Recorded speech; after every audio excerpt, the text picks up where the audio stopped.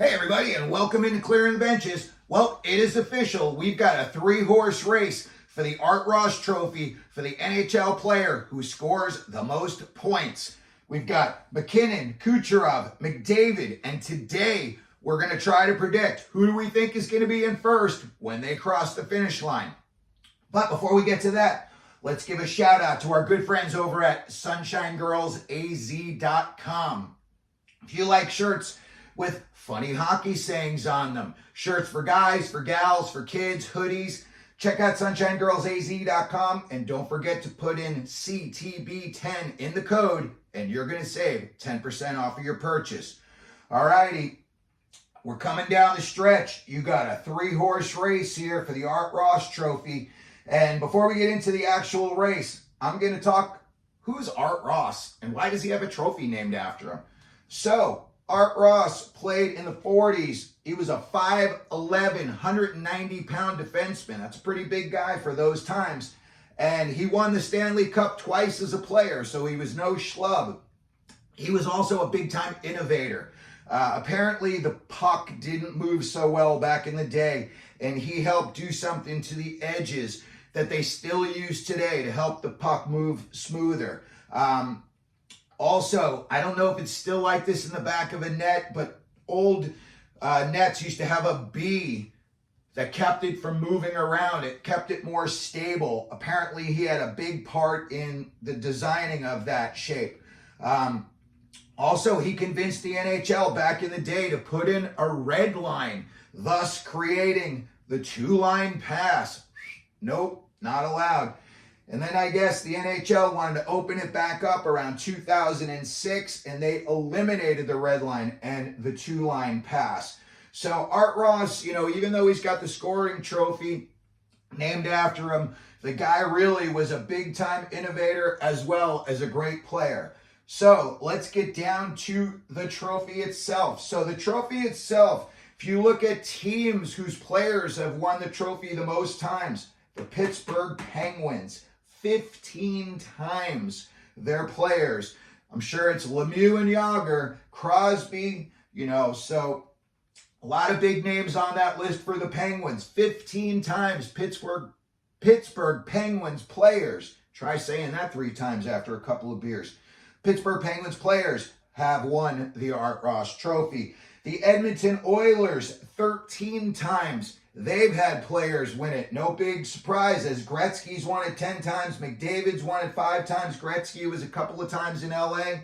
So you look down here. Also, the Montreal Canadiens, Chicago Blackhawks, 9 times their players have won the Art Ross Trophy.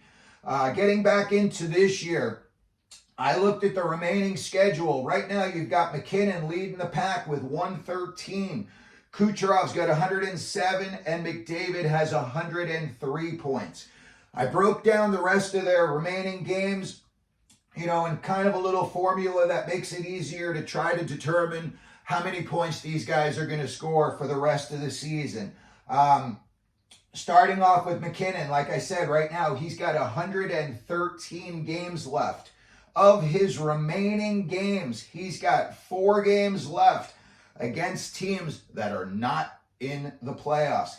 He's got 9 games against teams that are either in or fighting to get in to a playoff spot. So he's got 16 games left overall. And I, kind of look at 2 of those other games as could go either way.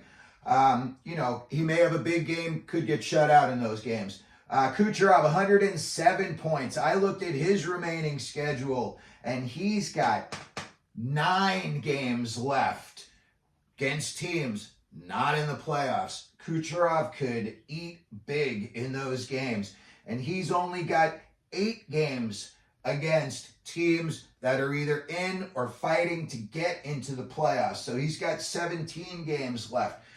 And then you've got the surging Connor McDavid. Boy, oh boy, is this kid the real deal Holyfield. When they talk about generational players, this is why he's mentioned in that breath. Right now, he's got 103 points. I looked at his remaining games. He's got 8 games left against non-playoff teams. Again, he could eat big in those games. And he's also got 9 hard games left. Teams that are either in or fighting for the playoffs. He's got a total of 19 games overall left. When you're trying to pick a winner from one of these guys, it's personal preference, but I think there's a possibility that Mackinnon might be the one who slows down. I know that's, ridiculous to say, seeing as the streak he's on right now, but I look at these remaining games and I see he's only got 4 games left against non-playoff teams. These other guys have 9 and 8. So I would say, just my opinion, that Mackinnon down the stretch is probably going to score the least of these 3. Next up, looking at Kucherov, trying to predict where he would land. He's very streaky as well. All these guys are streaky. They score points in bunches. But Kucherov, for sure. It seems like when him and Mackinnon were really neck and neck earlier, everything that Mackinnon would do, Kucherov mirrored it that night. Trying to figure out 8 hard games, 9. I would think, looking at him and McDavid, this is down to Fords and Chevys. Who do you like better? I really think that McDavid is not going to slow down. And the one thing that McDavid's got is 19 games left. 3 more games than MacKinnon, 2 more games than Kucherov. So in a big surprise, I'm going to pick Connor McDavid to win the Art Ross Trophy this year when it's all said and done. So let me know what you think. Go on down to the comments section. If you want, pick one of these 3 guys. Let me know if you think they're going to win the Art Ross.